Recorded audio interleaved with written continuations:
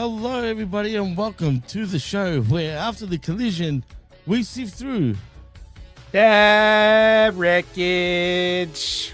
The wreckage. I am your host, Jimmy T. He is my co-host and the best in the world, Jamie the Vet Williams, and you're watching live on Humming Media Group's YouTube channel and, of course, on channelattitude.com after the fact. Vet, welcome back to your show, man. I'm not gonna lie, it's been for me. It's been kind of disappointing week for AEW wrestling, man. It was a drag, a slog, shall I say, for me to even watch this. But hey, they still love 8-man tag teams and 8-women tag teams, as a matter of fact. Yeah, let's get everybody in one match. Save time. Gotta stop this shit. And congratulations to Mr. and Mrs. Friedman. I don't know if you knew this, but MJF got married to Alicia Toot, or a Tout, however you want to pronounce her name. It's all over the internet. Seems like it was fun, their wedding. So, yeah, congratulations to them. But, Vet, how do you feel about AJ Lee being back? Are you excited? Are you pumped to see the man with her man, I guess, against CM Punk and AJ Lee for WrestlePalooza? It's a good decision, but I mean, the SmackDown episode, it was like, I have to say, it was kind of, I just had to shake my head and laugh, because it's like they just fast forwarded 10 years. Like, nothing's different. Just get the same music, the same look, acts the same. Like, everything's the same. And, you know, it's nice, but this would have been a decent chance to just kind of like slightly update it a little bit, you know? Like maybe just slightly. It doesn't really fit with the and the way Becky was like overly selling it was a little cartoonish. But yeah. I feel like WWE, when they plan these things, they're really only concerned with the idea. And then once it goes about to the question of like, okay, what are we going to do? Like, how are we actually going to do it? The logistics of doing it, they just fall into like old patterns and tired old stuff. And like, there's no creativity whatsoever in any of it. Like, look at just the way that the crowd was chanting already, because they already know, because everybody knows. But then they have to drag it out for 10 more minutes to act like they're not going to do it. So first, he acknowledges the people saying it. Like, Becky's telling him Becky's not saying her name. She's saying, stop chanting for people or whatever that don't work here. And then he's like, no. You can let them chant AJ Lee. And then he has to proceed to not bring her up for the next 5 minutes while he hems and haws about, I could call my sister. And like, why did you say it? You fucking blew it right there when you said it. Even the best in the world doesn't know how to do this shit anymore. Everybody's a fucking clown. God damn it. Dude, God damn it, dude. I am so tired of everybody being the shits at their fucking job. Like, making billions of dollars and sucking dick. Man, that's we're off to a hot start, man. Vet is on fire already. I mean, you're right, dude. And you know what else sort of annoyed me? And the professor, Vet wants AJ music def rebelled. Yeah, sure. Whatever the fuck that means. I don't care who does the fucking music. You're missing the point. You know? Like, the whole thing is, it's just the laziest shit. You just dusted off an old record. Light it up. Like, what does that have to do with her now? Nice. What the fuck does that have to do with her in 2025, dude?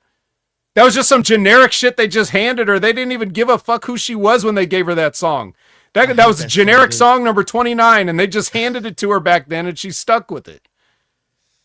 Yeah, it wasn't like Jim Johnston watched her wrestle and then was like, I think I'll compose a song for her. It's not like that. It's fucking everybody sucks. Everybody fucking sucks. Yeah, no, it sucks. You know what else is weird, dude? They should have actually done a bit of a build to it. They didn't have to rush it. When I say build, right? Like, why rush her like so quick into it? Like, we could have had a few more weeks of this. I know WrestlePalooza is coming up, but did it really have to happen at WrestlePalooza? You know what I mean? But anyway, the point is she's actually signed a full-time contract now, apparently, so she'll be back for the foreseeable future. So good for her, I guess. 39 years old, 40, she's back. I'm sure she looks good in the ring, though. I'll say that. I saw her training with Punk. She's looking good, as long as she man, wears those shorts with those legs, she can do what she wants. But I'm just saying, like, they could have done better by her. You know, I agree, So. but she's back, and yeah, but that was well put, man. That was perfect, dude. I can't even add to that. That was brilliant. In other news, though, Bryan Danielson to join AEW Dynamite commentary team full time, starting from the 10th of the 9th, or sorry, the 9th of the 10th. It's the other way around. AEW Dynamite show. Do you think that's a good idea to have? Is it going to be a 4-man booth? That's what I was going to ask you. Is it going to be a 4-man booth or someone's getting the chop? You could get Excalibur the fuck out of there. I don't think anybody would mind. Well, exactly what looks like J12 had the same thought. Well, imagine that. I doubt they'll ever get rid of Excalibur, but that'd be great. If they why did. do that? Yeah, they're not going to do that. He brings a lot more to the table wrestling wise than Bryan Danielson as far as like the expertise. So gotta keep. I was actually enjoying his commentary, believe it or not. So yeah, but like, good for him, man. I guess he's officially gone at this point. I don't know if he'll ever wrestle again. The news has been pretty lackluster. I mean, there's a lot of shit that you probably wouldn't even care about. To be honest, I don't even care. But Kenny's taking time off, if you didn't know already, after what we saw on Dynamite this past week, obviously getting ridden off television. If the guy is not 100%, just keep him away. Like, you know what I mean? In my opinion. I mean, why even just keep bringing him back just for nothing? He's really doing nothing. He's not really part of any proper storyline, even though he's wrestling, the Dick Riders or whatever the fuck, the Callis team, sorry. I just feel like he's useless right now. And I don't mean that in a negative way, but there's no point of actually having him around if he needs to like take time off all the time due to his condition. Oh, we got a guest, by the way, Vet. That professor's in the house. That professor. Oh, the professor's here. He's what here. is going on, Reflection Nights? Oh, I'm sorry, Hustleites. What is going on to the Wreckage-ites out there? And I don't want AJ Lee's music to be Death Rebel only. But you know what? If you can't celebrate nostalgia, if you can't celebrate the crazy cool of AJ Lee, what is with us, man? We can never love what we grew up with. We can never love professional wrestling in that context. Yes, the bookers suck. Yes, Triple H sucks. Yes, Tony Khan sucks. But you know what? Gotta separate yourself, Vet. Gotta separate that. If you separate that, you're going to enjoy it. You were skipping in your house when AJ Lee made her entrance on Friday Night SmackDown. We know this. I got the tapes. I got the proof. But it's okay. Those tapes are AI. I don't know how you got AI on an analog tape, but you did it. It works. I mean, it just works. You know that. It just works. The skipping's annoying, to be fair. But sorry to take that off you there, to be fair. Off the professor. But, man, how do you actually feel about AJ, Prof, since you're here? I don't want to go backwards. I want to go with the flow with the show. I don't want Vet to get mad at me for talking about AJ Lee, but it's okay. I'll be 30 seconds, Vet. I'll be 30 seconds. I'll say it quickly, How do I feel about it? You know what? It was the worst kept secret since, Clash in Paris. Everybody saw it coming. Everybody knows it's coming. It's today's IWC, guys. That's the truth. We know what's coming even before WWE wants to book it.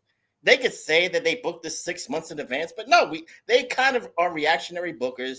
They saw the way that the fans were gravitating towards this, and for the way WWE books in comparison to AEW, guys, at least they're booking for a show. It might not be a 6 month bill, but the 6 months bill is between Punk and Rollins, right? So you add the ingredient of Becky Lynch. So that's Seth Rollins' wife. So what do you do to add to this feud? You add CM Punk's wife. That's it. It's the law of gravity right there. It's just simple mathematics. What do you do after this? One time only tag team match? It's one and done on that end. And AJ Lee, what's she gonna do? Royal Rumble. She might have a match with her idol. Well, who's the one that's idolized AJ Lee? Roxanne Perez, right? So you're gonna have you got that down the road. What else is there for AJ Lee? That's it. So you're gonna ride the nostalgia train. You're gonna ride this one match at WrestlePalooza. Then you move on, and then you got the Royal Rumble. It's easy booking. But today's IWC, they swear they want storylines, guys. No, you don't. You really don't. You just want to be entertained, and you wanted to make it make sense. So on the Wreckage side, the Wreckage. I'm going to use Vet's trademark there. The Wreckage. On the Wreckage side, all-star 8-man tags. That's what we want. IWC, no. We don't have no character storylines. We don't have no build. We just do an 8-man all-star tag. Oh, wait. I'm going to add story to it, guys. Let me add $50,000 to it, too. $50,000. That is storyline. At least on the other side, guys, whether it's 2 weeks, we're 2 weeks to WrestlePalooza, there's a guaranteed right there in the middle storyline between two people, two combustible elements and their wives. So you got a catfight and you got a feud. Whether you like Rollins and Punk, that's neither here nor there. But you got a storyline. That's it. They're telling a story. I guess somewhat. I mean, yeah, and he's long-term storytelling between obviously Rollins and Punk. But yeah, I mean, I guess I'm looking forward to it. Not really, but I guess to somewhat extent. But anyway, that's that. Let's move on. There's really no I'm telling you. Apparently, Brock Lesnar reportedly signed a new contract with WWE. Vet, I mean, anything to really say about that? Oh, I thought he was going to work for free. Well, yeah, true. That's the news. I mean, Prof, are you happy about Brock Lesnar? You forgot the clause. You forgot the little clause in the contract. His daughter's going to be in the performance center. So that's part of the deal. So, in about 5 years, you're going to see his daughter wrecking shop at the performance center, then doing things. She's the next big thing. There you go. Have you been seeing what she's posting, mind you? God damn it. Is that AI, Vet? Is those bikini pics AI?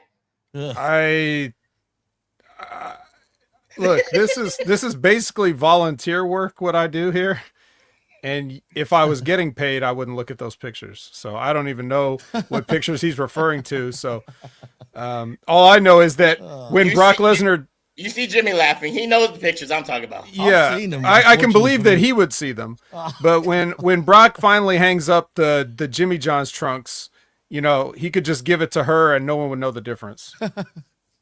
Jesus Christ. She can just step right in and people will think, wow, Brock Lesnar de-aged 30 years.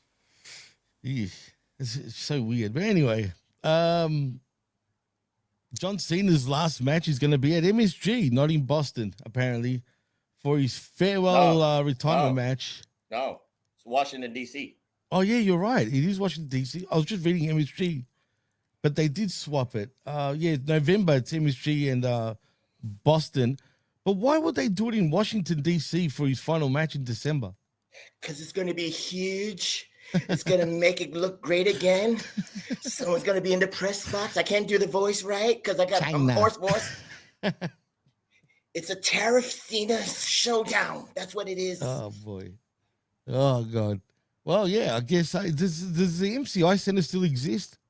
Or have they moved out of there? It still exists. It probably is another name. Somebody else bought the name. You're probably right. That's true. MCI. Wasn't it MCI Center or some shit like that? That was back in the 90s. That was back in the 90s. But yeah, that's how I remember it. The sponsorships you got bought out years ago. Hey, man, I'm old school. Come on now.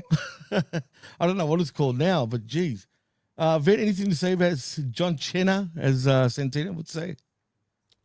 Yeah, it's weird to not do it's not weird to do a final show in Boston.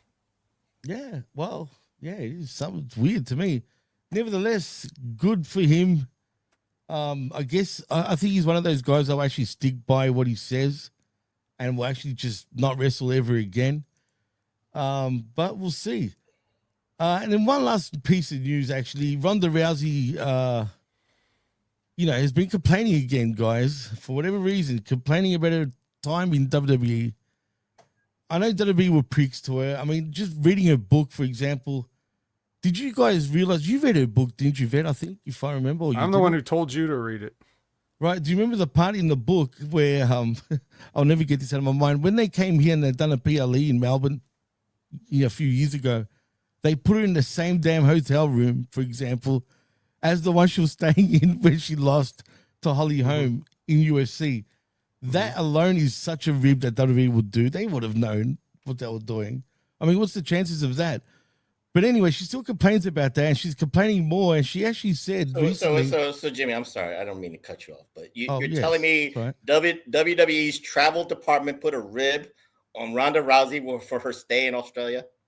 That's right. They were so petty to do that. They actually the travel department did that. Okay, I just want to make sure. Did you not? Well, someone knew what they were doing. Come on, I don't believe in coincidences like that. That's if you got points, right? If you got to deal with a hotel and you got points, so what? But the same room though that I mean, come on. She hates Melbourne just for that reason now. Superstitious. I don't know. But if you got points, you use your points. I knew when I said that, I'm thinking this woman must hate Melbourne bad. Like it's just bad energy for her. But anyway, she came out and said that she refused to tap out to Becky Lynch. She felt like she didn't want to tap out to Becky Lynch because she's Ronda Rousey. Vet, did she do the right call? I mean, would you, if you were Ronda Rousey, would you tap out to the man? No. Okay, interesting. So you think she done the right thing by, putting her foot down and saying, "No, that don't work for me, brother." She did the right thing for who she is. Right. It's true. So I just and no one should have wanted that. You know what I mean? Like that shouldn't have even been on the table. So I don't know why it's it's the same reason why you put her in the same hotel room. It's just like when people stand up for themselves or whatever, God, they hate that. So everything is going to be pushback, Unfortunately. And those are those tests, I guess, that you always hear Ben Hameen talk about. I guess she failed those tests because she knows better for what's better for business than they do, apparently. So yeah, no, you don't have that. You also don't, you wouldn't have you wouldn't have, you wouldn't ask Kurt Angle, "Hey, will you let Stone Cold Steve Austin, ride you, do like an amateur ride on you?" You know what I mean? Doing the slaps too on top of that. On right. He shouldn't say that. He shouldn't say, "Yeah, we can do that." A lot of the stuff that, it takes away from that aura. As much as people found Kurt Angle entertaining, some of the comedy stuff that he did, not all of it, but some of it. Vet, can I ask you a question? Sure. Going back to Ronda Rousey, like what you're saying, that for her character and stuff like that, but we're talking about the WrestleMania main event or just something in Australia in general? Because I'm sure it was the main. She's talking about the main event because I remember. I think they both talked about that. I think Becky talked about that in her book and Ronda talked about it in her book, that match. So okay. Understanding what you're saying, I'm not saying I disagree with you. I'm just saying visually, Becky Lynch's move is the armbar submission. They're both Charlotte Flair's practically. And Charlotte Flair's has a submission, the figure eight. So that optically, is that wrong for her to even say, "No, that doesn't work for me, sister"? They do submission moves technically. So I'm just saying.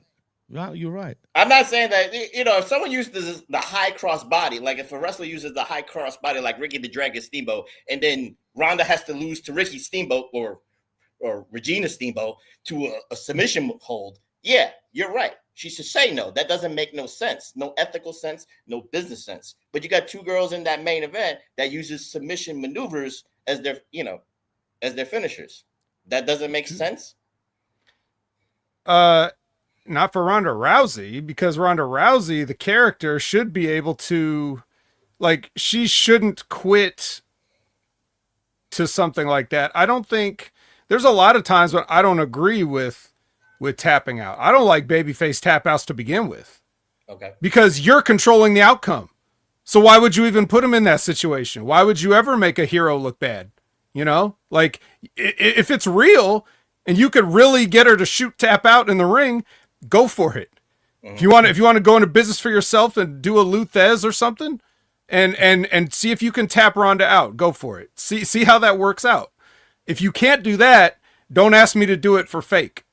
You know, that's basically how it works. So, you know, I know it's just two schools of thought. That's mine. Apparently that's hers. So, you know, I guess we're on the same page, me and Ronda, but because I wouldn't have wanted to see that. I wouldn't want to see Ronda tap, especially with, you know, Becky's got a submission hold. She also had the manhandle slam or any other number of things that whatever they tried to do that didn't end up working that looked like shit, you know, like however that went. But like, I understand her point of view is basically what I'm saying.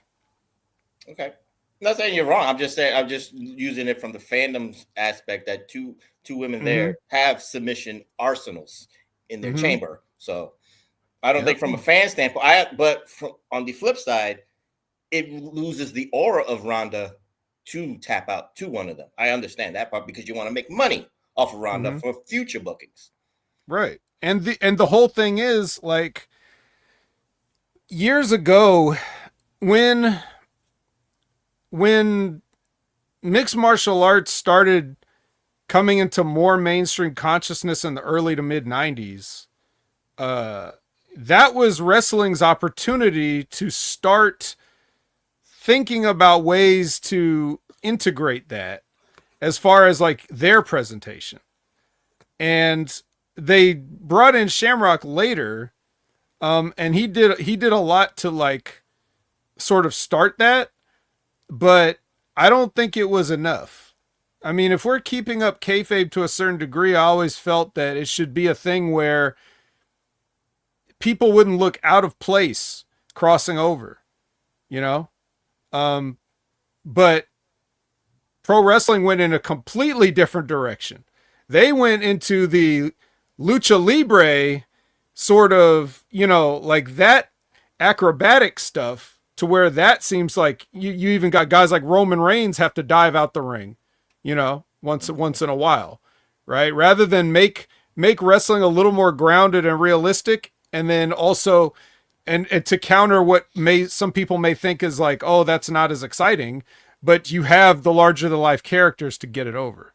You know, it's not like anybody in the 80s was doing anything. Like they were just standing around being big, but people loved it. They loved the Hulk Hogans. They loved the Ultimate Warriors. They loved, you know, just looking at those guys. So on the flip side, when you say Ken Shamrock, look what they picked. You had Ken Shamrock, Dan Severn, boring as hell, even though he was the NWA champion, and then Tank Abbott.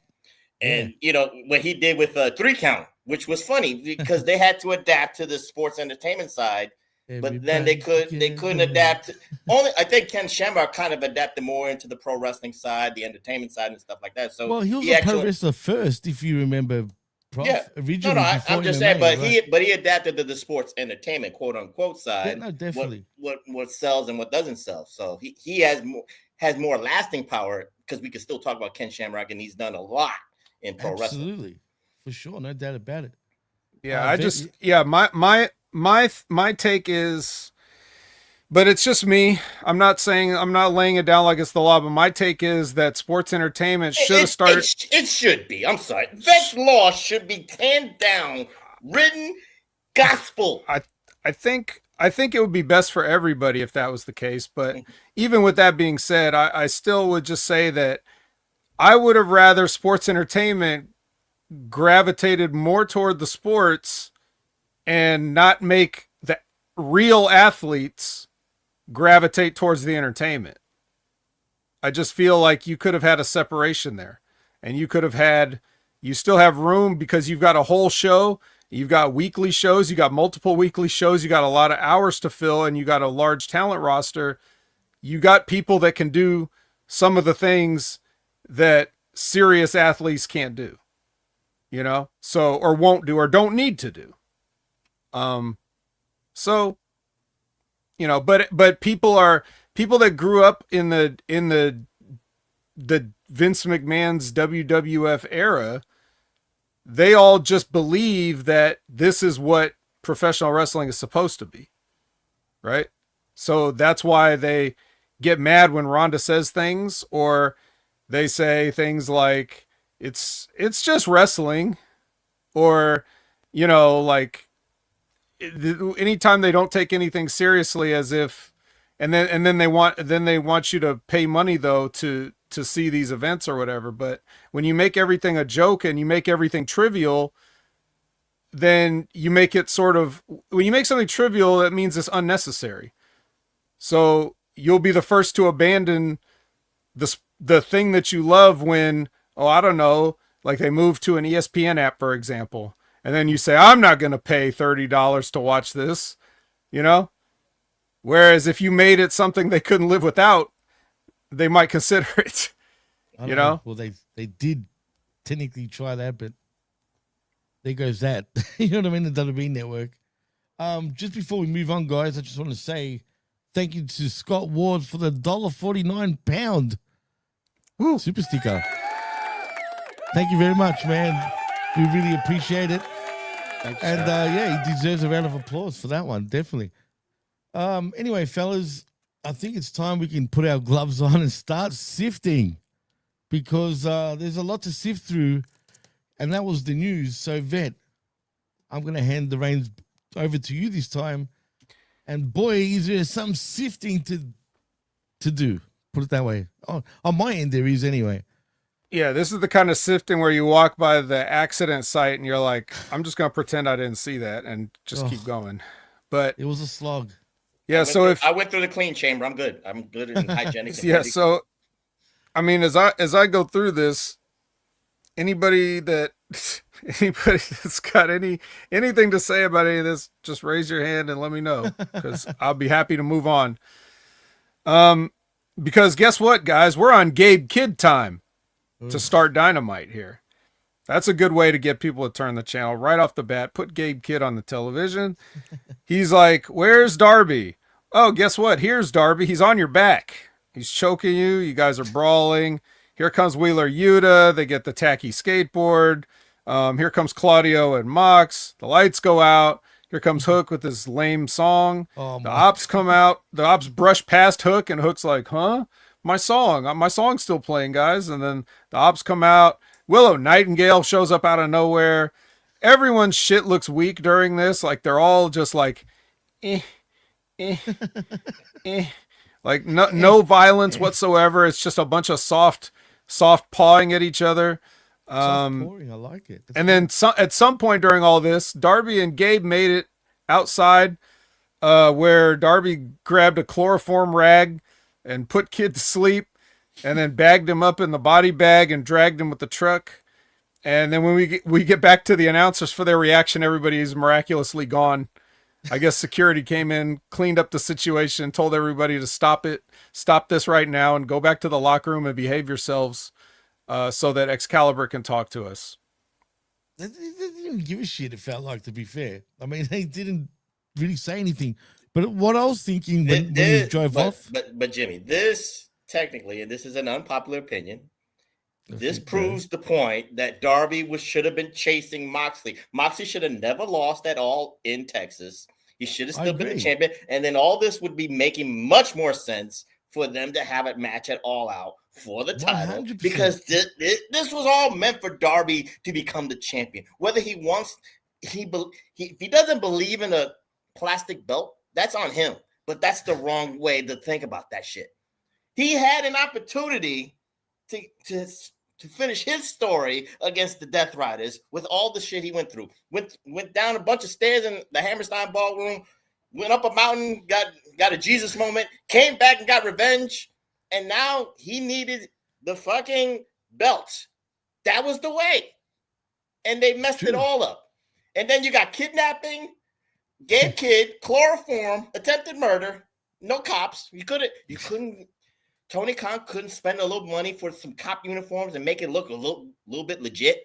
That's what I'm just saying. We've said that a million times, man. It doesn't exist. How many? So chloroforming a guy and dragging him by the back of a truck. How many Raja Jacksons out of 10? Well, he was conscious a little bit. You know, he found a way. He got out of the bag, so I'll give it a 5. 5 Rajas. 5 out of 10. Yeah, I see. That's a failing grade. Higher. If we're going by professors, 5 out of 10 would be a failing grade. Because Kid will be at All Out somehow, some way during that match at All Out. Well, I mean, just because he took a nap and got a little gravel in his back doesn't mean he's just out. Yeah. You know, I don't know this. Like, I would somewhat agree. You know, well, first of all, if you're trying to talk me out of Hangman Page being the champion, say less. No problem. If you want to try to talk me into Darby Allin becoming the champion, you might have to do a little bit more, but it would certainly mean a lot more, like you said, if Mox still had the championship for him to go, you know, after. But even that, I might have just prolonged that a little bit more, and not let Darby have it. Let Darby be always the bridesmaid type of character, you know, like a Sami Zayn or something. I think that works better for him because optically you just don't want, and even Tony knows this. Tony doesn't want a guy smaller than him being his champion. No, so I totally understand that, but I'm just saying, like, Moxley shouldn't have been on TV all this time, hogging up TV time. It just makes the loss even less significant because Hangman, you know, is the champion, all that stuff. You're right. Let's talk about Hangman Page. But Moxley being on TV is like, I lost the belt. So what? I'm still gonna beat up people. I'm still gonna do my thing. Okay, you're doing your thing, but I'm just thinking optically, if he was still the champion, this would make much more sense. This would be much more interesting to a certain degree. Do I want Darby to be the champion? You know, it doesn't bother me, but I understand you. And optically, yeah, he's a shrimp. It just defeats the purpose of your roster the way it looks. That Tony Khan really loves smaller people, and then, you know, not treating the, you know, realistic fans the way they do. It's probably still going to happen. But I guess for now, we're just going to have to settle for the fact that Darby's just still that mad about the stairs. Yeah. Like, that's still pretty good. I mean, it was fucked up what they did to him. So I guess that's enough for him to, I mean, Gabe Kidd wasn't there at the time, but, you know, he could pay for the sins of the father, I guess. It's just, whatever. Let's just move on from this for now. Because we've got to talk about the CEO and Windsor. I can't stand her now at all. That was it, huh? Man. I hate her, man. I hate her. I can't stand Windsor every freaking 2 seconds. Like, settle down, woman. Like, why does she have to scream it every 2 seconds? Like, she's trying to get it over. So I did. Wow. All right. Now we got a show. So I did like Mercedes NWO gear. It was cute. And the match was, you know, it was a match. The victory roll, sort of. She did kind of a victory roll without the rolling part. She just grabbed her legs like that. just no quality vet. Do you know what annoyed me the most about that match too? Did you notice the cameraman was always going towards Windsor's crotch or her backside? The whole friggin' match, it felt like, man. I don't know if anyone else noticed that, but that was just weird for me. You got to keep 472 fans, you know, with the ratings watching something. So they watched the ass. She's not that. Yeah, they got Mercedes crotch a little bit too. So, you know. Yeah, but they were screaming Windsor most of the time doing this, man. I'm telling you, it was weird. Yeah. But so anyway, that crash anyway, just quietly. But anyway, Mercedes gets the win. No sportsmanship. So because she won't shake hands, Windsor attacks, but the attack gets reversed. Mercedes just beats her up some more until all of a sudden, out of nowhere, making her, is this her 2300 arena debut? Riho comes in to make the save. She's hardcore. Riho's back. Maybe in bed, but not in the 2300 arena. Hey-o. Well, I don't even know about that even at this point. But why? So she's number one contender now, we assume, Vet? Is that how it goes? Of course. So that's how you become number one contender now. She got the match. Disappear. She got the match. They made it official. Just jump up on the top rope and jump on somebody, and you can be the number one contender. It's a travesty, Vet, and please, I mean, help me out here. It's a travesty the way Tony Khan's booking right now. I mean, he is giving everything to Mercedes Moné. Everything. He wants her to probably break Jay Cargill's record. So even with All Out, she still has a couple more days to kind of like eclipse that record. But every match that she does, nobody expects her to lose, right, Vet? So the problem I see here is no matter what happens, you're not even building up the supposedly stacked AEW women's roster to give me believability that they can actually defeat Mercedes Moné. And even the way she fights, Mercedes doesn't fight as a cowardly heel. She doesn't cheat, really. I'm being honest here. This is not even a joke. Wreckage, please correct me if I'm wrong. Every match that she's ever done, even the match against Alex Windsor, she didn't really cheat. She won fair and square. She's wrestling like a babyface, but supposedly her character is supposed to be annoying. I get that part. But Vet, with a supposed stacked women's roster and what Tony Khan has been doing for Mercedes for the last year, because we know this is to cater to her ego. You know, she felt wronged or she felt cheated that she wasn't in the same context with Becky Lynch and Charlotte Flair in terms of stature and legacy. So he's doing all this for her. But I'm just saying on the business wise, if you supposedly had a stacked women's roster to me with no direction, how do you correct that error? Only Tony knows. Because whatever he's going to do, he already knows it. The problem is he knows point A to point B and point B to point C and point C to point D, but that doesn't mean that those areas in between are going to be good for us to watch. Okay. You know, he's got the bullet points just like you would hand somebody with a promo. Like he knows what he wants. So if he knows what he may already know who eventually he wants to take the TBS belt, but we may not know that for a while and it may not become obvious to us. And he doesn't like, he just like, you know, WWE is booking for these pops, right? Like Vince Russo says, booking for the pops, right? So you do a pop here, pop there. That's all you think about. You don't think about what you actually do. You don't think about the logistics of what you're going to put on the show. You just know, oh, so-and-so's coming back. So that's going to be big. And that's going to get us, you know, views and numbers on social media and other platforms, right? So Tony doesn't know, or he does, or Tony probably knows, but we don't know. Now let's talk about Mercedes. Yeah, she won this match with a wrestling move, like I said. So there's really, and there's no cheating, which is, you're right about that. She's a little dirty, but not cheating. She doesn't win with cheating, you know? So I'm not sure whose call that is. I don't know if this is something that she's trying to, I don't know, stay clean because she wants to eventually turn it around, you know, babyface it up and down the road. I mean, with all those belts, you know, 8 or 9 belts Moné, and then probably is going to find another Tony Khan influence promotion to take another belt to be 10 belts Moné and all that stuff. We get that. But she has never, the way she's been fighting on AEW television and pay-per-views, it's been what you said. She doesn't cheat. Yeah, she goes a little dirty here and there, but she's never hooked the trunks. She doesn't like use the ropes. She's fought like a babyface.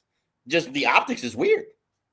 So, yeah, I don't really know what the deal is there, but I mean, what can I do? I mean, I'm not there to tell anybody, and they wouldn't listen anyway. So, I know you want to move on to the next segment. Go ahead, man. Go ahead. I don't want to, but we should. Renee is with the ops, and she's like, well, where does Hook stand with you guys? And, you know, Hook comes in, and Joe's like, ask him yourself. And then Hook starts yapping, and then Samoa Joe starts yapping. And after all that yapping, we still don't know where Hook stands with him because You know, this is. I get it, Wreckagites. This is the breadcrumbs. This is the Easter egg. So this way, just like Vet says, Tony's got a plan for this. This is point A to point B. This is what you talk about. Proof positive. Hook and Joe looking at each other. Hook feels cheated, slighted, like, oh, I've been kicked out of the. Joe didn't even say he yay or nay. I can neither confirm nor deny that you're out of the ops. So that's the intriguing part. So whereas the payoff, I guess it's gonna have to be Hook against Joe 3 or something like that. Very soon. Right. Well, yeah, he could. He did say, "Oh, the ops is only a 3-man group. Sorry, like we can't have another member." So yeah, I don't know. It's silly. I don't know who's really buying it. Let's see. Rick OA challenge. No. They don't challenge. They demand that the Hurt Syndicate face them at All In. So please look forward to that. Story, right? Rick OA. Jesus Christ, that's not even a good name. Is that their real name? Or no, that's just the one I threw out there. Thank God. Well, you know what? If I hear it, they listen to this show, and you should get all credit for that. I didn't get credit for which one was the one that I invented? I forget. Brodito. Yeah, I definitely came up with that before they started using it. So yeah, I mean, well, in all fairness, this is a good promo from Ricochet, but who's watching? If a tree falls in the forest? Briscoe comes out.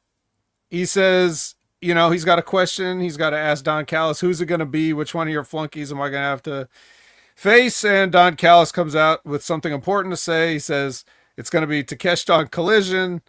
And then he gets in the ring. Takeshita gets in the ring, stands in front of Mark Briscoe. They look at each other, and then Takeshita gets out of the ring. Now this is really Wreckage Ice. Help me out here, because again, out of all your flunkies in the Don Callis family, we know the flunkies. I'm going to say you got Lance Archer, you got Josh Alexander, got all that stuff. You choose your G1 Climax winner, who's conceivably can become the next IWGP Heavyweight Champion, to thwart Mark Briscoe's task to become the TNT Champion. Doesn't make sense. Why waste that to the guy that you're elevating even more for something that everybody even says they want to see with Takeshita against Okada? And you pick one of your gold standards. Doesn't make sense. Only Tony knows. Because you got a Collision main event out of it is what you got. So I'm going to say this for that. Like, the fact that less people probably watch Collision each week than ever before. At the very least, at best, it's fluctuating. What I understand that you're supposed to give them something to watch. So like it's not like they're not trying. A lot of times a Collision main event is an all-star 8-man tag. So like I get that. And if Tony just says, I want to see what happens if I put Takeshita in the ring with Mark Briscoe, which I'm not even sure we haven't seen that already, because there was Continental Classics and all kinds of stuff with people having matches. So I don't even know. But if he's just saying like, that's a match I want to see, where can I put it? I don't know his process. Does he put all the matches on the yarn board first and then plug them into spots on TV? Or maybe it's that dart philosophy. I'm going to throw a dart. I got this roster here. Mark Briscoe against who? Boom. And it just landed on Takeshita. I'm just saying it just doesn't make sense. I mean, like I said, you got Lance Archer, you got Josh Alexander, you got Rocky Romero. Again, to continue a storyline, to go through a path to get to Kyle Fletcher. Right. It should not be your G1 Climax winner. It just doesn't make sense. Doesn't make business sense. No, but like I said, business, what's that? and furthermore, like to the point of at least the match is in doubt here, because if you put Rocky Romero, first of all, no one's going to watch till the end. I don't. Because you already told them And then, secondly, you already know who's going to win. So in some ways, I understand it. But speaking of Rocky, Mark, after Takeshita just leaves the face-to-face gently and quietly, Rocky Romero takes off his, Mark Briscoe still wants a fight. He's not satisfied with just staring at a man for 5 seconds and then him leaving. He wants a fight. He came for a fight. So Rocky Romero starts taking off his chalk line Three Amigos jacket. And then the next thing you know, Lance Archer's getting in the ring. That wasn't Three Amigos. That was the El Guapo jacket. That's what it was. Well, 6 of 1. So it's Archer versus Briscoe now. And you know what that means, Jimmy? If you got Mark Briscoe going for the TNT title and it's Lance Archer, yes, a strong win. I thought of you right away. As I was watching that match, I just thought of you straight away, and your words were echoing in my head right then and there. I'm like, God damn it, how obvious is this damn company with the way they do shit? Like, I just strong win. It's so strong. After he beat Lance Archer convincingly, I was sure that he had a chance against Takeshita on, Saturday, as of last night. I thought, wow. I thought Mark Briscoe was a bum, but since he beat Lance Archer, he got a strong win. So now he's primed and ready to be the number one contender. That's probably Mark Briscoe's undercover title. It's not valid.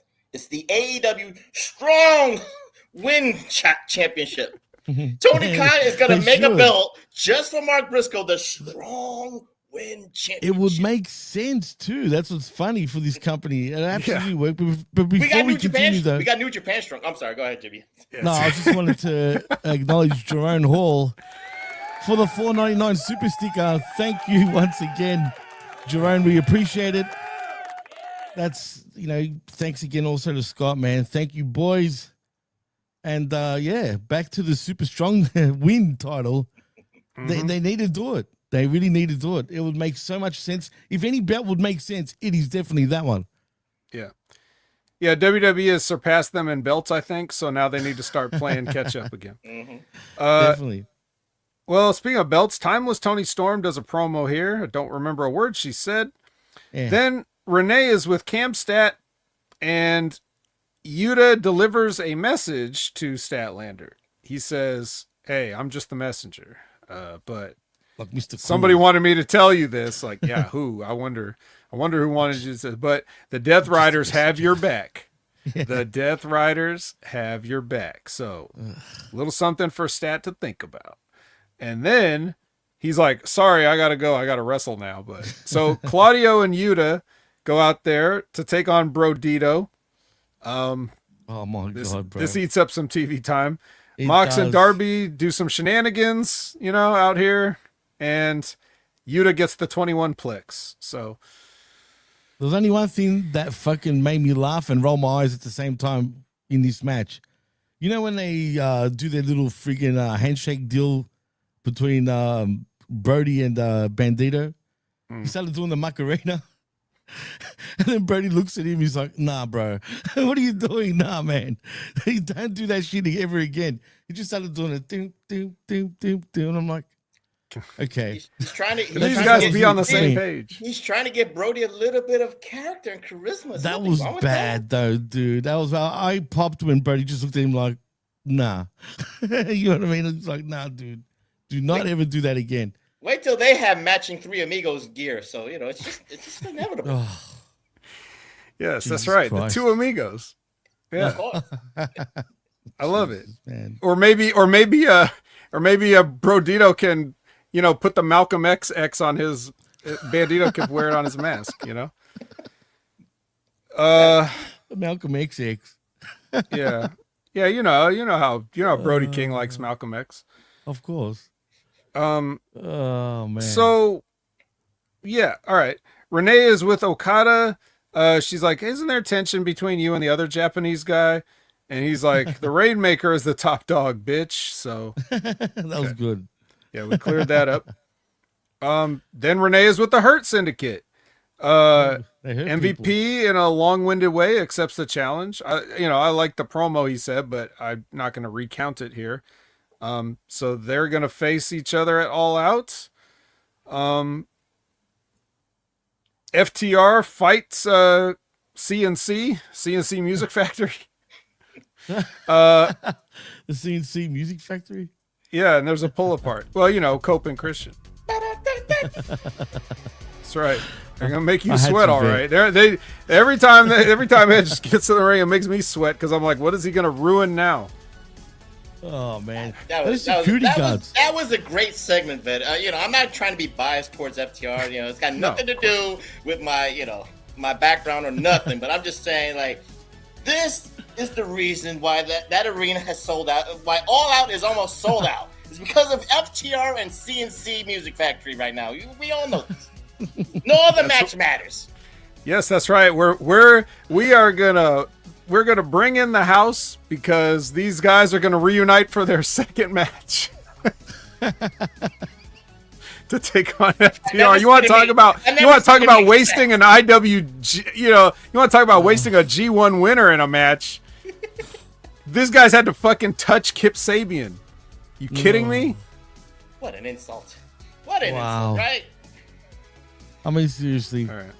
Well, but there was a pull apart, which that is actually important because for once ever, there was a pull apart. So I don't know how many Rajas out of 10 you want to give this fight, but after eight Rajas, I'm gonna be fair, 8 Rajas. 8 Rajas. Okay, so and some of those Rajas came from Adam Priest, who went into business for himself in this. Mm-hmm. So after the pull apart, we go backstage and FTR is browbeating this job guy, Adam Priest, about like, oh, you want to punch me like in this pull apart or whatever. So, more on that later. When I saw that dude, right? I don't know who he was. I've never seen him in my life, but I thought of the guy that we will talk about a little bit later, right on the spot. He reminded me of him. And then looky here, he makes an appearance. But anyway, we'll get to that when we get there. I don't know if they made it clear who he was at this point in time. No, they didn't. I just had in my notes, maybe this is Adam Priest because I had just recently seen Adam Priest. Oh, no, they did mention his name. They did just once in passing. So, anyway, look, who cares about everything else? Because the main event is the most important match of the night. It's the last match everybody's going to see. It's how everybody's going to remember this show. And of course, that means we got to have an all-star 8-man. So it's the Bucks. The same match last week, by the way. Before we continue, wasn't it the exact same match? Yeah, probably. The Bucks, Josh Alexander, and Kyle Fletcher versus JetSpeed, Kenny Omega for some reason, and Hangperson Adam Page. Mm-hmm. And all we're missing is a $450,000 cash grab for this. Right. That'd be a little light for these guys. I mean, come on. This is your AEW champions in this. I'll say one thing, and I can't believe I'm going to say this, but I'm going to give praise to the Bucks. I actually felt like they were pretty much them and Fletcher pretty much were carrying this whole match, man. They were pretty much doing everything. But they were in sync though, man. Them two were really in tune with each other. I know they always are, they're brothers. But they actually looked good at what they were doing, you know what I mean? Even though I hated this match anyway. But props to the Bucks. I never give them praise, but I will now. Do you share any of these sentiments, Professor? Were the Bucks actually good? Well, because I wasn't watching. I'm not going to lie to you. Fuck this. I ain't watching this. You kidding me? Usually I wouldn't have either, but I guess the only props I'll give them because their matches is what it is. But I think before that, what was it? That segment they had, guys, that they were supposed to do a meet and greet, and they kind of shortchanged the Bucks. That was only like what $20 charges. So that was kind of like a funny bit right there. So they keep going with that. And they came out to their normal theme for once. No fucking around with their theme song this time. No hands and no nothing. But anyway, who cares? The point is, they won the match. Their team won. Jimmy, it gets to a point that will get a little bit idiotic and stupid because again, there's no, what? Yeah, The, but the where are Bucks they going to go against, from here, though? right? That's Like, the how do problem. they get out of this? Unless you get a production crew that looks like Adam Priest. If you got like 10 Adam Priests behind the scenes, that could be the production crew, and then you have a fight with the Bucks at a pay-per-view, fine, but you don't have that. It just is ridiculous. So just kind of like fade away with that, do a little bit here and there, but just keep it in the ring, and then let the Bucks challenge for the tag titles in the near future. I just feel like, where do you go with them? How do they snap out of this eventually? You know what I mean? How are they going to do it? They just drop it with no explanation, I guess, right? That's the AEW way. Bucks against Brodito is money, I guess. That's what they'll say. Plan A to B. That's what Tony's going to throw in the darts. As long as we get the Macarena in the middle of a match, I'm fine with it.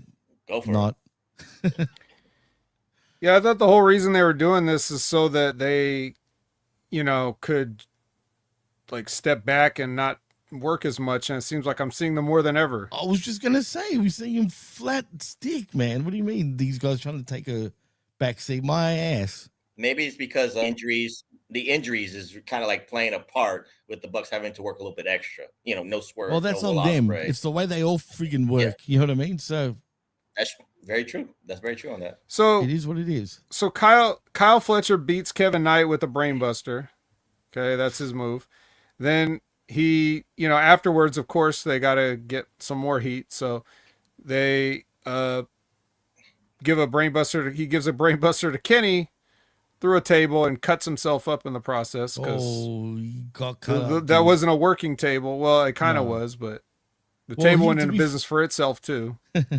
He went through the table first, though, to be, like again quoting the professor. To be fair. Yeah, I give 9 Rajas for that table spot. Yeah, me too. Yeah, where were the police? Where was everybody? I don't know. Yeah, I mean, well, yeah, if you're doing a move that's supposed to break somebody's neck, I'm glad Kyle Fletcher did take the brunt of it because, right, he's responsible for a lot of people's injuries. So it's true. But yeah, so I guess Kenny's got to go away now. Is that basically what you're saying? It. That's what they were saying in the news. He's been written off now for a while. I do know he's diverticulitis, however you pronounce it. I know I botched it. He's having major issues with it, man. And if you look at him, I know he's trying his hardest. You can tell, right? But he looks friggin' thrashed right now, man. Like, he really does. He doesn't look like himself. Health-wise, he's just got to work with it. When you have diverticulitis, you got to work around that. You got to, take a little time off here and there. You cannot just go week to week with that. No, you can't. Risk stuff like that. So as long as it makes business sense, you write him off for a couple of weeks, and then of course down the road, maybe a World's End, you have your payoff match between Fletcher and maybe Omega. It works that way too. I don't think you can even put him in a real storyline right now anymore with his condition. I think he's just there to be part of a story, but not as the main guy. You know what I mean? Just a side sort of piece. And that's all you can really do with him at the moment, unfortunately for him. Hey, that roster's stacked and deep. Remember that. Tony said that. It's deep, all right. Yeah, way better than 5 years ago, especially the women. So it's collision time. Yeah. It's collision time. And Jon Moxley is going to take on Daniel Garcia in your opener. What a match! A main event anywhere in the world, but we've got such a packed show. We got to kick it off with this one. This, But at least there's a backstory for Daniel Garcia. The frustration you can see that's acting right there. That's acting class, guys. When you train for the emotion, he wants to cry too. He wants to cry with that loss. What about the backstory performance? What about the backstory of all the matches he won before he started losing that he didn't deserve to win? He's not grateful for that. Well, that shows the entitlement run. That shows the young guy entitlement problem. That's the Gen wait a second, Vet. Good is not good enough. That's true. Yeah, he says that. He says that. And during this match, Marina Shafir actually helped Daniel Garcia to his feet one time. That was very nice of her. She doesn't usually do things like that. She's a nice woman, Vet.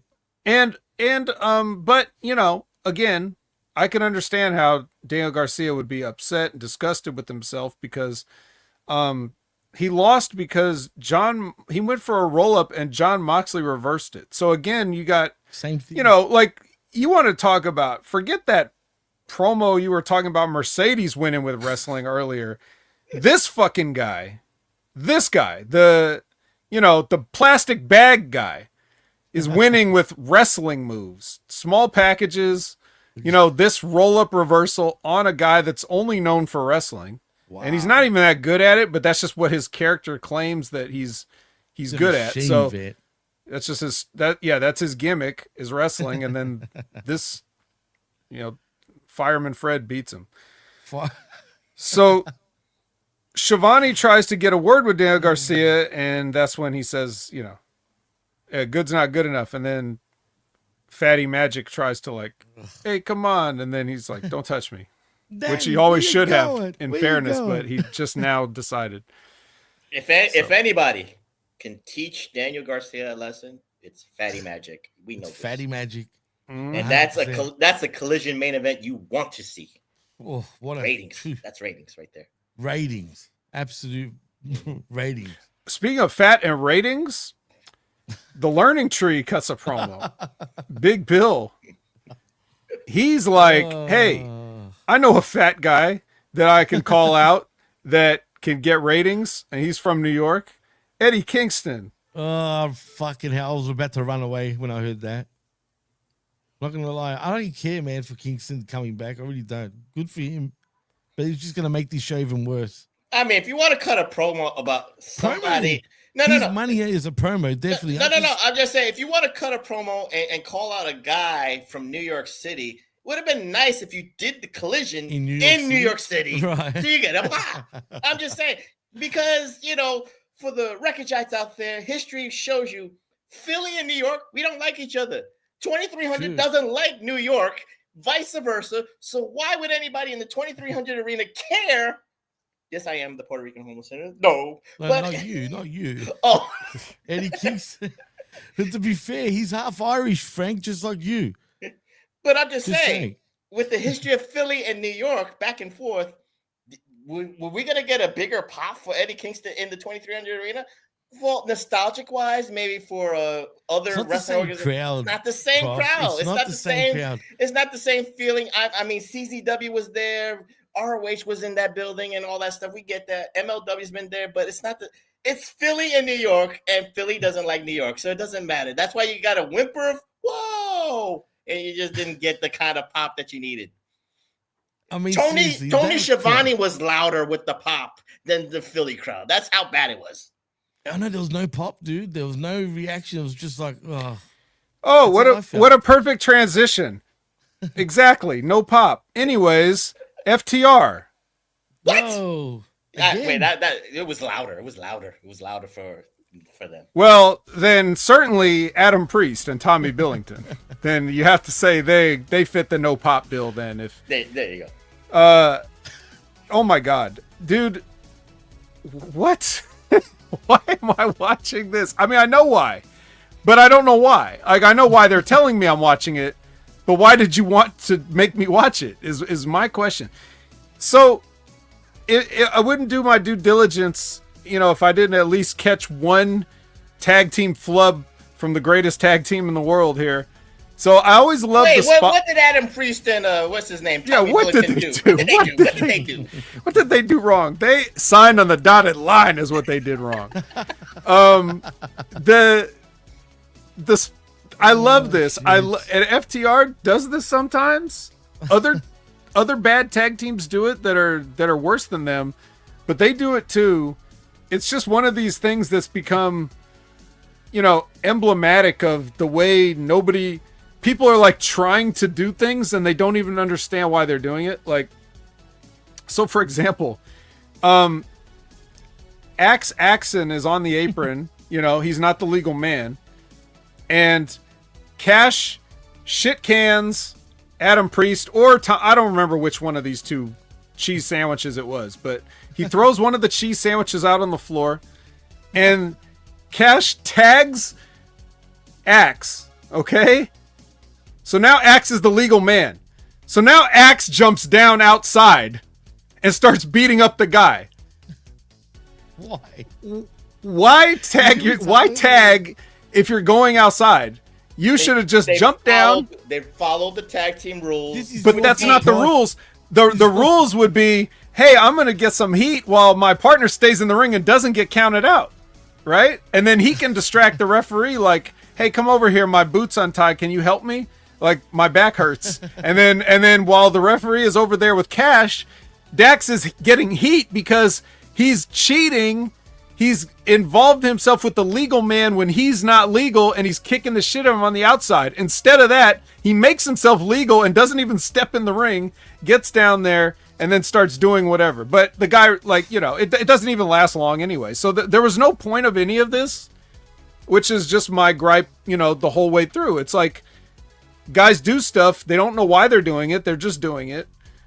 If they're lucky, they're copying something they've seen and they accidentally do it right. Like, because the people originally in the 80s did it right. Right. But that's true. That's the kind of stuff we could get. But anyways, they hit the power and glory on Priest. And then Stokely gets in the ring. And then he's like, you know, hey, CSC Music Factory, it's the end for you. Or whatever he says. He doesn't even say any funny Stokely stuff this time. He just says a regular... Well, he says, hey, guys, don't leave. Because I want you to hear this. Yeah, he's like, and then they just sit there, and then he just says, "Hey, you see what's going to happen to you?" And I'm like, "What's going to happen to CNC? These guys are conscious, and they seem like they can walk out under their own power. What are we doing here?" Just remember, every week for Stokely, he's balder and still got no hose, so it's eating at him right now, internally. So he can't be funny. And he's getting a little chubbier too every week, it feels like. Around the waist. Well, I mean, shit. But he's the man. I'm sorry, but he entertains me the most out of this FTR group, if you want to call it FTR with Stoke. But, you know, he's the most entertaining thing. Oh, definitely. And Wow, that's the sad part. It's like you got the entertaining guy. He didn't even say anything entertaining, and what he said didn't make sense. And what they did make sense.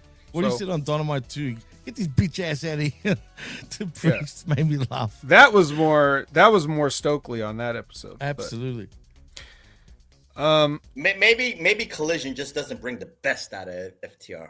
That's probably true. It's the second show. It's the second. Too much colliding going on over there on the Saturday night. You know what I mean? It's probably too. Yeah, we don't do this on Saturday nights. No real glass here.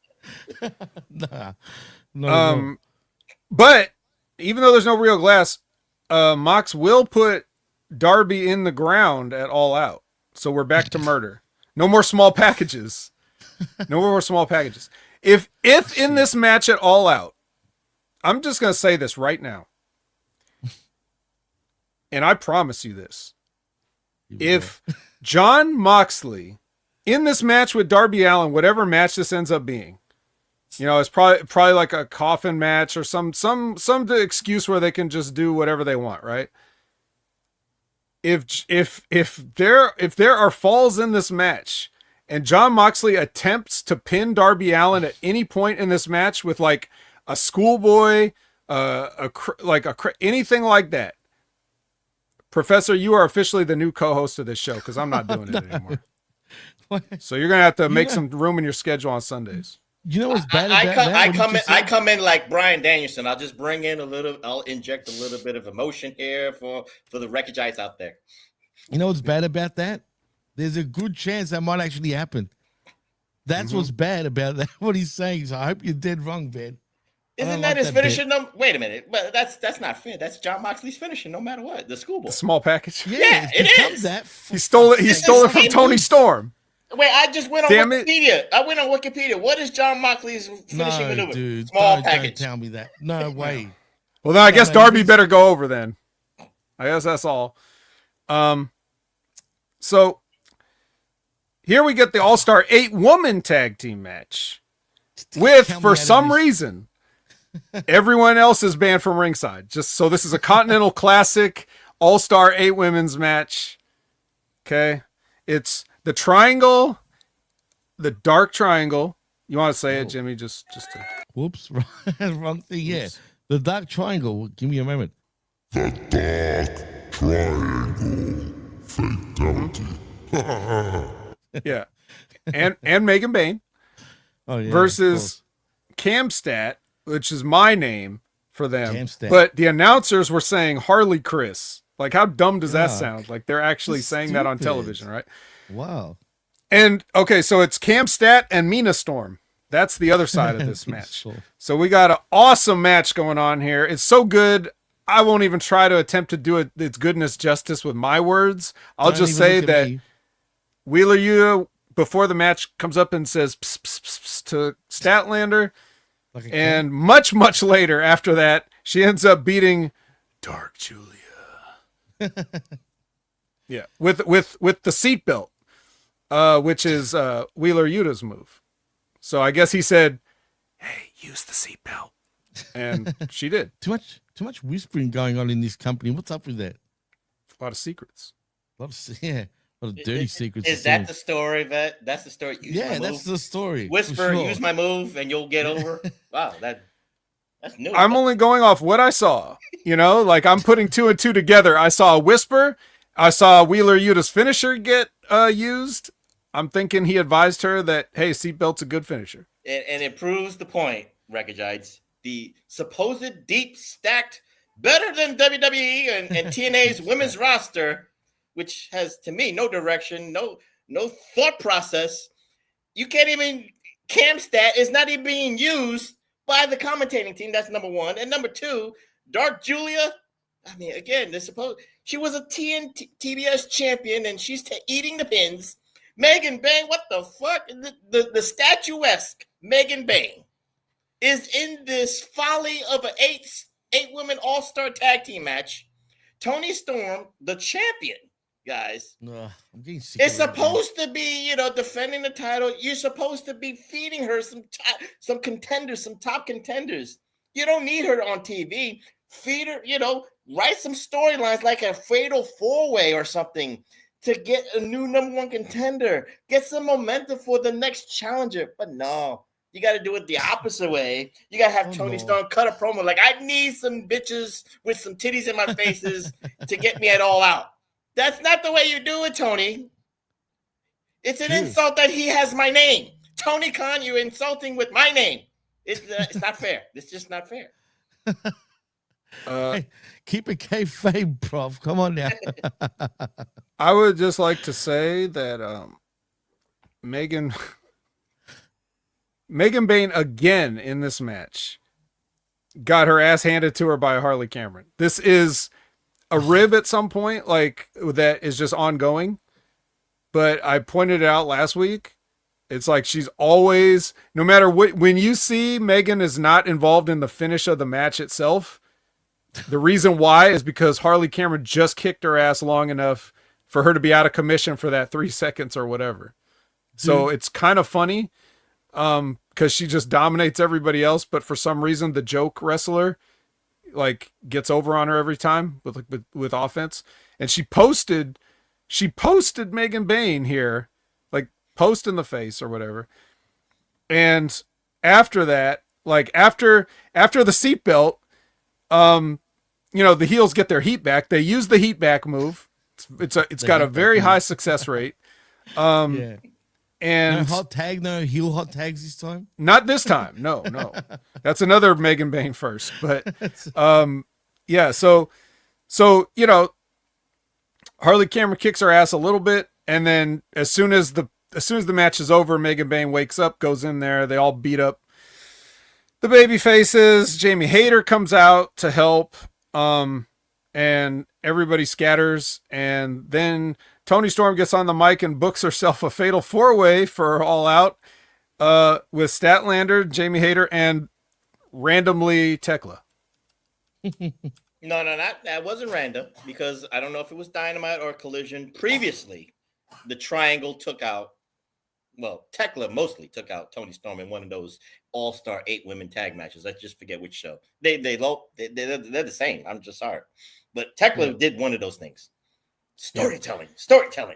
And she's also the only member of the Triangle that hasn't done a job because the Triangle hasn't won a match since they've been the Triangle. Maybe they got a strong win like early on, but mostly nothing since then. You mean the AEW Women's Stronghold tag team championships now. The strong wins, yeah, coming soon. 100% coming soon. Yeah. So yeah, I mean, it makes sense. It makes sense why Tekla just nothing here in this match. She just happened to be standing outside with the rest of everybody else, and then Tony pointed at her. You know, not Megan. I don't want to go with Megan. No, not that. And just quietly, Vet, I know I've praised Harley Cameron in recent times, but now no more. I'm done with her, man. I'm sick of this cat thing she's doing, acting like a cat. I don't even know why, but She took off the Whatever. mask though. She Took still off has, the- Jimmy, tranquilo, Jimmy. She still has a I am- purpose. She needs the TV time. It's comedy. It's still funny. But for, again, the wrestling part, again, optically, her being the only one to, slay the beast that is called Megan Bayne, maybe optically it doesn't look right. But again, optically is, the,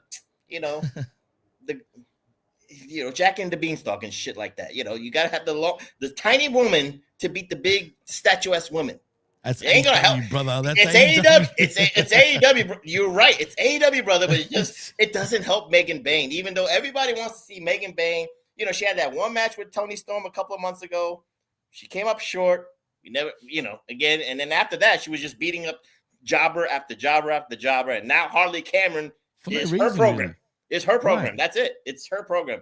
But Megan Bayne, I think a lot of people, it's not about what we expect of him. I don't want to put the bar so high about that, guys. That's not what I'm saying. I don't think it's not like it's her time to be the AEW Women's Champion. But again, it's a great example of, I can see her against Mercedes. At least it maybe, optically, she's the one that could thwart the streak. But make it make sense. Give me something, Tony. Give me something.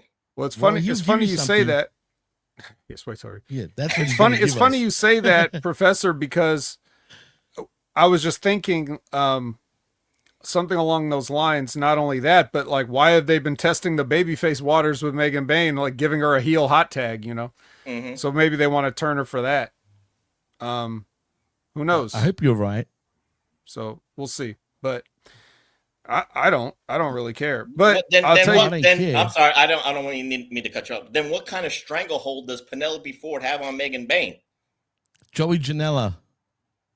They broke It's up. the other way around. They broke up. But it's the uniting. It's the glue, right? That's the glue. That's kind of sticky, guys. I'm done. Yeah, It's, Go ahead. it's gross, is what it is. it's Yes. gross. It's super man. gross. Go ahead. Next, please. Next. Ace Austin gets a vignette here. Where did he Just to disappear to? remind you that yes, he is here, kind of. I mean, he He hasn't is? been here. He showed up and did one job, but here's a vignette just so you don't forget completely. Lexi is with the Bang Bang Gang, or what's left of them. It's really just Austin and Juice now, and they're like, they got to figure something out. So they ditch the cardboard. They throw Card Blade away. They throw Colton board away. Colton, yeah. And yeah, they're serious now. They're a serious tag team. Like fully serious now? One brother and one Juice. Yep. Speaking of Mercedes, Is that injury really that bad on Jay White, guys? Probably haven't- not. I guess he injured something else rehabbing his first Oh, injury. yeah, they did say that. That's true. They did actually allude to that. Yeah, so Mercedes went ahead and recruited Emi Sakura, Riho's trainer, to take on Riho and Windsor. Ugh. So yes, that's right. You will get to see flabby Japanese Freddie Mercury female version back on television this Wednesday. Please look forward to that. With the mustache too, probably? Probably. At the very least, the Imperial Margarine crown will be back. Oh, God. And hate I it. can believe it's not butter. Shivani brings Don Callis, Kyle Fletcher, Josh Alexander out to the ring. Everybody gets to say a little something. Kyle challenges Hank Person. He says, what better way to prove I'm the best TNT champion of all time by beating the AEW World Champion? I saw where you were going with that, Kyle, and you still end up sounding like an idiot. But I hate his gimmick, Oh, what well. he's doing now, dude. um, He's just an idiot, like literally, like just dumb idiot. That's his Just gimmick, I guess. let Don Callis speak for him, and then just let him smirk. have that, with the glasses, just wink. Right. Has he Just been keep it kicked simple. one too many times in the head suddenly? Is that what's happened? Like, how Could did be. this happen? It just happened. You know what I mean? He's got a natural presence. We can't fault that. I'm not saying fault that, but we cannot deny that. I like the look. I like what he does in the ring. He's a little bit sloppy here and there. He's but pretty decent though. you're right with the promos and stuff. Like, again, it just that's why you got a mouthpiece. Let Don Callis be the mouthpiece, and then the less you speak, guys, he's more money if he speaks less. He doesn't have to say much. He doesn't have to carry anything. Sometimes, the simplest things can make a future match mean more. All he has to do is just nod his head and agree with everything Don Callis is saying, because, again, Don Callis is the ultimate troll, amping up his guys, which he's supposed to do. He's got the greatest Japanese wrestler in Okada, and then when Takeshita's there, I got the 2 greatest Japanese superstars ever. Trying to, fan the flames and shit like that. But, again, they don't want to do it that way. You're right. That ain't Although, I will say this. Don Callis is getting working heat. But when Kyle Fletcher talks, that's more shoot heat because of his voice. So it works. Like, it piles on, in that sense. Puberty voice doesn't get over with me. I'm sorry. It's not supposed to. So if you can get the professor, you got real heat. So that's what I'm saying. It is. We're too into this. You know what I mean? Like, we can't. So when one of us gets mad, it must be working. Like, if you get us riled up. So that must mean the FTR is the greatest tag team of all time, because I'm definitely gonna have a heart attack. They got you. They got you. But not as now. Here's where I might get a heart attack, because, guys, I don't know if my heart can take it when the clone is activated. Oh God! When we get evil hologram or whatever he'll be called, obviously something clever, much more clever than evil hologram. I heard El Clone. Yeah, El Clone. It's got to be better than that too. Maybe Emi Sakura can lend him a mustache to put on his mask. Do you remember that clone they did of the sheep years ago? Yeah. All right. The name of the sheep. Yeah, so clone activated. We get another short vignette, and then we go to Lexi with the conglomeration. And who cares about any of the angle they're doing with Roderick Strong? The only good part of this was Kyle O'Reilly saying, "Can you believe it? We're cloning luchadors." So I guess he liked the vignette too. Yeah, Lexi is with Anthony Bowens, and they couldn't get one old blonde to show up and try to talk sense to him, so they got Jerry Lynn again. And he says, "You need to look in the mirror to find out what's missing." And I was thinking, you better look in the mirror to see that spot on your hair that you missed or that the barber missed, because, again, you got this little tuft in the back, and, with all the time you spent lining up the front, you just missed a spot in the back. So just make sure that you go out there and, keep it tight, Anthony. Keep it tight, Anthony. So, but we're getting the same angle here. I mean, Daniel Garcia did it in the beginning. Anthony Bowens has been doing it for a couple of weeks, and then he's off TV, but literally doing the same thing. And now you need another veteran trying to get some sense into the young kid. Two of the same. Young 33-year-old kid. Yeah. True. I mean, well, looks like there's been enough talk. It's time for the main event. Wow. And it is Takeshita versus Briscoe. The Clash of Titans. The AEW strong win, defending championship. That's right.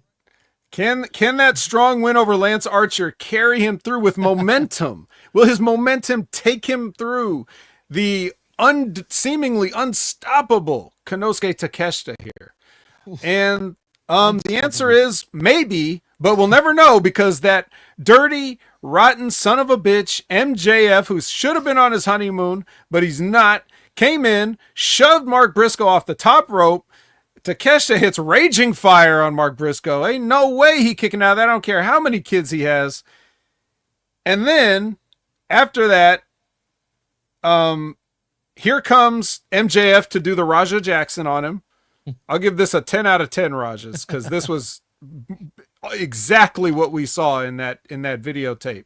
Takeshi's not happy about this. He didn't know that MJF shoved him. He wanted to win this clean, so much so to the point that he sent Josh Alexander to the back, like, don't be out here helping me. I can beat this chicken farmer on my own.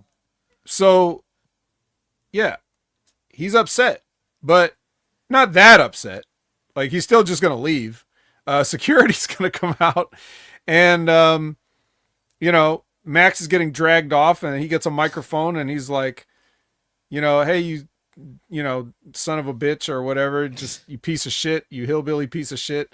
You name the time and the place, and we're going to finish this. So Mark Briscoe says, yeah, the place is going to be all out, but I'm going to have to, figure out a stipulation. But one thing's for sure, you just signed your own death warrant. More threats of murder, it seems. And that death warrant will be a small package. Mm-hmm. Unfortunately for Mark, small package only match. Like no other pinfalls will be counted. The only legal pin is an inside cradle / small package. Oh my God. Gotta be. That thought has never crossed my mind. The fact that you just said that. Oh, can you imagine that? Oh, you know what would be better? I got a better idea. Okay. Oh God. What? Small package on a pole. So what you do, you have the pole. Small package? Like, yeah, you put a small, cube size package, like maybe 3 inches by 4 inches, whatever, like 3 by 3. My imagination went way left on that small package on a pole match. No. I'm thinking about mini me. It's literally, okay. It's got the bow on it. It's a box with a bow on it. Once you pull it down, then you can legally execute the small package. But only you. Wow. Right? You have to be in possession of the package to execute the small package. If you try to do a small package on the guy before you pull down the package from the pole, the referee won't count it. He'll just be like, sorry, I can't. You didn't get the package down. So you know what? I'm going to give that 10 Rajas for the only reason that I thought I've heard it all in pro wrestling until now. I've never heard that one before. So 10 Rajas for that one, actually, Vet. I like it. Let's do it. You hear that, Tony? Do it. It's money. It's money. Absolutely. Oh, Frank asked a question. He says, sorry to bother you at work. Do you think we get to using tongs as weapons or a whisk? I'm sure I know tongs have been used. Absolutely. It's been a while, they've done the spot where they grab the guy by the balls with tongs. So dumb. A whisk? I mean, I guess. Probably in I don't know. You can't tell me in all those matches in the ECW arena where the fans were allowed to bring stuff to give to the wrestlers during those matches that nobody brought a whisk in all those years. Somebody had to. Now, I don't know if it got used or whatever. I think New Jack did. Yeah, I mean, sure, New Jack could have come out in a shopping cart or a trash can at some point, all kind of kitchen utensils. That's actually a funny thing. Was this the last day of the residency of the ECW? Yeah, it was. Out of all these weeks, how much to the level? Supposedly Tony Khan is this ECW mark. He had a Taz T-shirt when he was 13 years old, and not one goddamn match. No rest. I mean, even Adam Priest of all people could have rectified this by having a shopping cart full of items like a whisk, a kitchen sink, and all that stuff, like a New Jack shopping cart for his blood feud with FTR, my favorite tag team, and that could have been a match for the ages. We didn't have that. What a waste. Look at the way the ECW arena looked. It was too flashy for that, man. I get it is, but I'm just saying, I mean, if you're going to do a residency in the 2300 arena, at least do that. Honor that kind of legacy for that. They did release all Extreme Wrestling shirts. Did you notice that? A lot of the fans were wearing them. It says AEW with the barbed wire, like the ECW logo. Yeah, it's for the sickos. But I ain't gonna buy that. That's degrading. I got my ECW. That is degrading, dude. That is insulting, actually. But anyway, if you buy that and you had an ECW shirt, get your ECW card out. I'm kicking you off. Yeah, 100%. Anyway, Vet, were we still talking about the main event? No, it's over. So we're done. Yeah. Are you telling me 3 of us on a show done it quicker than ever? I mean, that's crazy. And we're all talking, which is weird. I imagine I was speeding through it the best of my ability, but even so, there really wasn't a lot to say because a lot of this was just like, hey, so-and-so did a promo backstage. What are we going to say? Were we going to recount the promo? No, that's true. We're going to give them a grade, you know, like what it doesn't, if you cared, you would have watched, you know, and if you did watch, you wouldn't want us to say it again. So, that's how I look at it. It really was, like you said at the top, Jimmy, you said like this week wasn't shit, and it wasn't. Like, it really wasn't. This was just a bunch of wasted time. Even though stuff happened, but like, I mean, we didn't need any of it. If we just show up one day and some matches happen, that's just as good because the builds don't matter. Like Professor was saying earlier, it doesn't really matter. The build don't matter. There are builds, there are stories. They're not good. And then when there's no build, people say there's no build. And then they forget that the last build they got wasn't good and they didn't like it and they complain about that. So you're damned if you do, you damned if you don't. I say go with the don't and save us all some time. Yeah, that's well said. Absolutely agree with that. I mean, did the Yankees and Red Sox build to their 5,729th meeting? True. Yes, with the 5,728 other ones, but other than that, it's just another baseball game. So we know we're going to have matches on Wednesdays and Saturdays. There you go. That story sells itself, the Yankees and the Red Sox. But you know, that's right. I was going to say that too, Tenny. But Mark Briscoe and Takeshita, you gotta do more. That's all it is. You just gotta do more. And then what we did was we showed what really happened. You gave us a taste. And I, you know, like I'm being a little bit facetious, but like if I talk myself into it,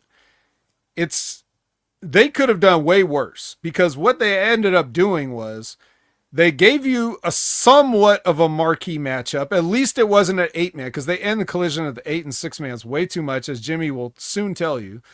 So you actually had a singles match with something on the line because if Mark doesn't win, he doesn't get what he wants, which is a title shot from Don Callis. So now here you have this match with something on the line, 2 guys with a name. You don't know who's going to win only because Mark Briscoe got that strong win on Wednesday. So that's why we have no idea who could possibly win this. It's a 50-50 chance. And where they're really going is MJF and Mark Briscoe because that's unfinished business. Mark Briscoe is partially responsible, if not wholly responsible, for MJF not beating Hang Person. So now MJF is like, well, you're not going to get what you want either. This isn't done. We're going to settle it. We're going to do it at the pay-per-view. There's going to be a million other matches on the pay-per-view and this is going to get buried on it. But that doesn't matter right now. We're not thinking about that. We're only thinking about, at least we could say this is what these guys are doing. So in a way it made sense. They didn't give us a finish on Briscoe and Takeshita, like, you know, a fair finish. So that could be revisited someday, even though we already know how that's going to go if they ever do revisit it. So was it good? Could have been worse. Yes. What will we do instead? Hell, I don't know. Cause I don't care about any of it. So it's not my job. I'm not getting paid to think of it. That's for the sickos to go on Twitter and then do these clips of all the Easter eggs that you might have missed. So this way it gets you amped up for a future match. And they justify it too, which drives me nuts. That's what drives me crazy, man. But at the end of the day, you know, just because you justify it doesn't make it enjoyable. Right. I mean, you could perfectly plot out something boring. I mean, it doesn't matter. So I just don't get it, man. Creative is subjective, pal. Ha ha. Well, I guess exactly. I guess it is. Well, and Tony ruins MJF still having the contract that he can cash in at any time because he has to cash in a week prior. So, you know, he does that. He messes up. Yeah, that he still does have it 100%. I know we said it at the pay-per-view, but like he has the contract, but he must cash in and give a week's notice. What defeats the purpose? A week's notice. At least a week's notice. Yes. What? He could give well, he can't give a year's notice because they're going to have another Dynamite Diamond Ring Battle Royal or whatever. But however much is left until that next one, he can give that much notice if he wants. It's so dumb. Anyway, whatever. Like, it is what it is. You got to give notice now. I like it. What's the point of this thing? What advantage does it give you? The other thing, there's a lot of things about it that doesn't make sense. Like, for example, the fact that Athena didn't cash it in like a Money in the Bank. She cashed it in the way Tony Khan wanted her to, apparently. Yeah, but so like what? So you know, that just makes everybody look dumb. Yeah, but is this thing designed to use as the Money in the Bank? For example, I always thought that's the case, right? Initially, but then, you know, with what MJF did to Mark Briscoe, almost committing murder to him, stuff like that, Tony Khan said, no, you can't do that. You can't just augment the what you just did with the cash in. So they just changed the rules on the fly, basically. He basically buffaloed that press conference into saying that it was for the integrity of the championship. But it's like, well, what about literally every other thing on your show? Are you going to stop all that too? You know, MJF, you know, Wow. MJF ain't the first person. Not only he just threatened Darby Allin, set Jungle Boy on fire. Like, where's, you know, but let's not, I guess the AEW championship integrity wasn't anywhere near that. So it didn't matter. Right. Whatever. Anyways, we're done. We sifted. Take your gloves off, boys. It's time to go home. Whew, It's I home feel time. good. Sweet. That's cool. Well, in saying that, boys, I'll start with you, Prof, since you are the guest. Tell them what you're up to and what are you doing, man, and where they can find you. I just want to thank Vet and you, Jimmy, for allowing me to bless me onto the Wreckage. And you can see the link, Wreckage'ites, on the bottom. That's my YouTube channel where I do the pro wrestling reflection. So, you know, subscribe there and see all the nostalgic content. We just did an episode. We did a chronological celebration of the TNA Knockouts Championship with myself and the Tommy Wonder. So check it out right there. And then, you know, I might do a movies episode next week. I found a gem for Vet. You know, these classic wrestling movies, I did not know they existed, but I thought of one for the. But I thought of one for the Vet, and we're gonna have that next week. What is it? Oh no, you can't. You won't tell me, damn it. And now I'm looking forward to it because how many wrestling damn movies are there? God damn. There's a lot more than we even realized. Wow, a lot of them have got to be absolute Click that trash. link and subscribe, Wreckage'ites, and enjoy the nostalgia on the Wrestling Reflection. Nice. Vet, what are you doing? You jump on the Twitch right now, actually? Yeah, probably. Add Opinion Haver, and then that's all the social media platforms if you want to follow me. Any of those social media platforms. Thank you very much, Professor, for jumping on today. I was, you know, in a bad mood to start, but it had nothing to do with you. Had everything to do with the rest of the world and AEW. So, you know, you're always welcome here anytime you can make it. Appreciate it. So you can also find me. And Professor, he's invited. And if I'm doing a show, he's invited. So just, you know, keep your inbox open, or I'll keep mine open for things like the Impact Attack every Monday at 6:30 p.m. Pacific, 9:30 p.m. Eastern with Brandon, where we talk about TNA and all the goings on there, which ties directly into the Next Level Wrestling Review with Big Ray Hernandez every Wednesday, 8 a.m. Pacific, 11 a.m. Eastern. Although this week it'll be Jimmy, I believe you will be stepping into the chair to cover for Big Ray. So we'll do that. We'll have we'll do a little, you know, what do you call it? NXT wreckage here. Because it's definitely going to be a wreck. It's just a different kind of wreck. Yeah, you could definitely check that out. Check out Wrestling with Rip Rogers every Friday. Ask Rip a question. There wasn't an episode this week, but they'll be back at their normal time, I believe. 9 a.m. Pacific, noon Eastern. Check out Stevie Richards' show every Friday. New episodes. This was a fan question episode this week. Stevie Richards and James killing it over there. Check out Timmy Baltimore, Limpin' Ain't Easy. Great episode with Shelly Martinez. Nice episode with Shelly. Shelly's awesome, telling some stories, you know, talking about all kinds of her journey through the wrestling business and how she sort of came out on the other side. Even with all that stuff, she's in a great place now. So check that out. And that's just about it for me. What do you got, Jimmy? Well, as far as I go, look out for I Like a Raw, your Raw review show every Tuesday mornings, 10 a.m. Eastern, with myself and Big Ray Hernandez. I'm assuming he's joining me, right, Vet? Or I don't even know. I'm assuming he's joining me.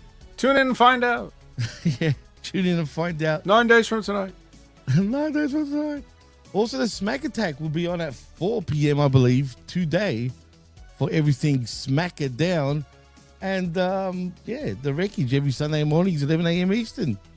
So, look out for that Wreckage at the usual time slot right here on Happy Media Group's YouTube channel. And in saying that, it's a wrap. I am your host, Jimmy T. He is my co-host, the best in the world, Jamie the Vet Williams. And, of course, that is the magnanimous, the glorious Professor Chabela Vera Cruz. And you've been listening and watching the Wreckage. live right here on Happy Media Group's YouTube channel. And, of course, channelattitude.com after the fact. Till next time, we're out. Peace. Strong win.